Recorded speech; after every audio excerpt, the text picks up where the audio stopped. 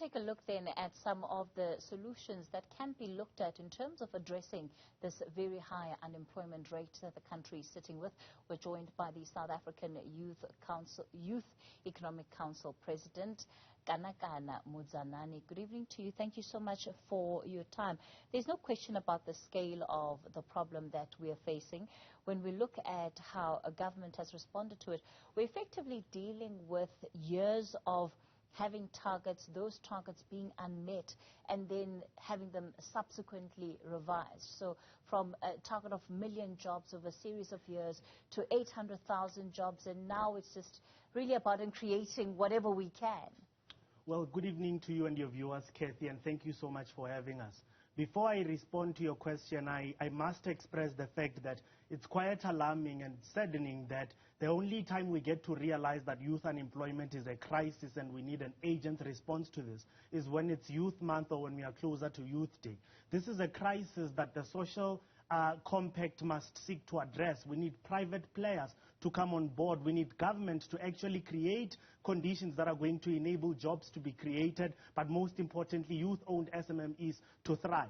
I mean, just to respond to your question, you would know that on the eve of elections, in his State of the Nation's address, the President made a commitment that government is going to be revoking work experience as a requirement in order to enable young people to meaningfully occupy strategic positions in government so that they can dictate the policy that we need as a country in order to revive our economy, make sure it's functioning, and that we have a lot of young people meaningfully contributing. But till date, that has not been achieved. So we have the responsibility as civil society, as academics, as young people in general, to say to the government, you've made your commitment, are you living up to it? In the event that you are not doing so, what should happen? You've raised a very important point that through the launching of the Youth Employment Service, the President made a pronouncement that we are going to create over 1 million jobs for young people. It's quite alarming that to date, the Youth Employment Service will tell you that in its figures, it's only managed to create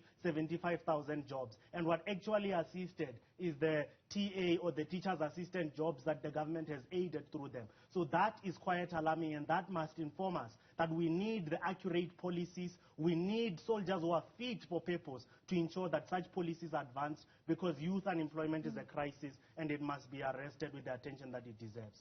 The reality is that the issue of youth unemployment has been consistent. It's been a national problem for a number of years now, and I think it's featured quite prominently on the national discourse, including, you've touched on the State of the Nation address, it affects budget speeches, etc.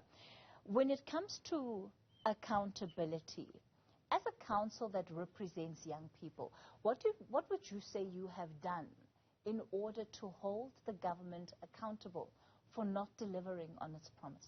We host quite a lot of forums, not only to hold the government to account, but to also offer solutions to the problem of unemployment in this country. We have on numerous occasions raised it with the Department of Higher Education and Training that if we are serious about arresting the crisis of unemployment, we need to start realizing the fact that higher education must not be listed as a cost, but as a social investment. Why do I say that? If you go and look at the quarterly labor survey report published by the Statistician General, you are going to realize that as much as youth unemployment is at a high rate, the unemployment rate amongst graduates is relatively low. What does that indicate?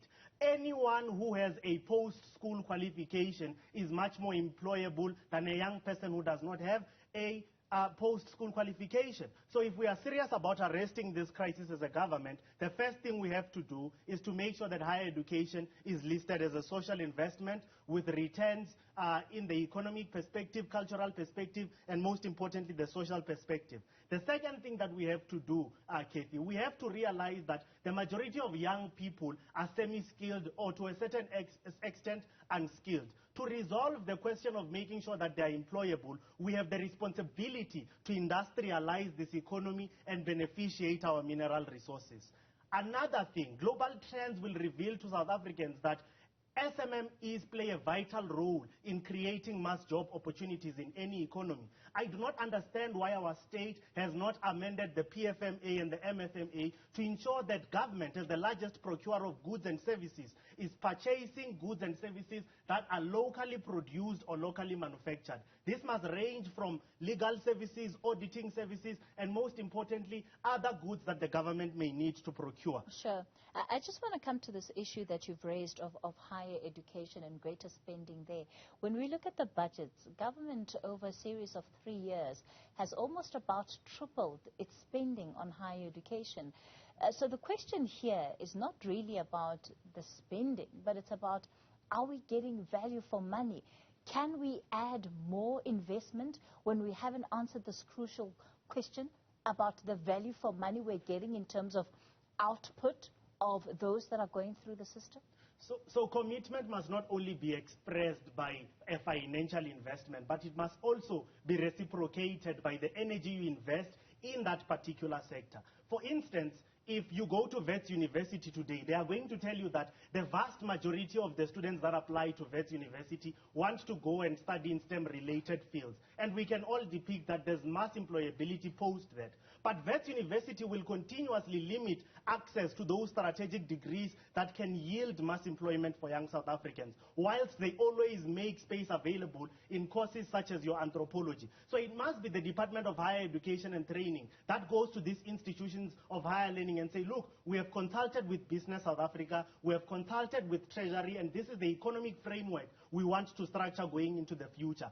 As institutions of higher learning, you need to make sure that the people you produce or the graduates you produce are meeting the available demand that is there in the economy. Producing more anthropologists is not going to solve our problem, but we have to make sure that we get as many young people as we can in STEM-related careers, and that is the only way we are going to build a strong economy that is artisan-based, a strong economy that focuses on beneficiation, industrialization, and the maritime economy. That is going to ensure that our economy produces goods not only for domestic use, but for international use as well.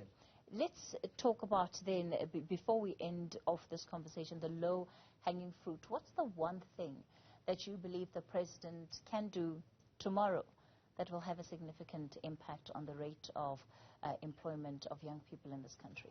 Beneficiating and industrializing this economy is what is going to assist us.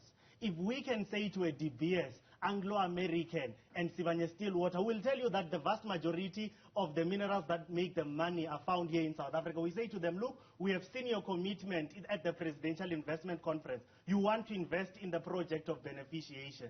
So we have a beneficiation strategy. Ensure that the raw minerals you produce in this country are processed here so that we can go and resell at a global level. And to a Woolworths, you go and say, look, Woolworths, we understand you need cocoa from Norway. However, we can grow this cocoa in Northwest. So why don't we industrialize in the Northwest so that we are able to make sure that we can sustain or meet your demand in order for our economy to grow? That is why we exist as a council. We are hosting a forum right now on the 15th of June. We've invited corporate South Africa. We've invited academias. We've invited young people from all ranges or from all walks of life to say, let's discuss the state of our country. Let's come up with abrupt solutions that are going to arrest this problem, not in 10 years, but in the near future. All right, that is the president of the South African Economic Council, Kanakana Mudzanani.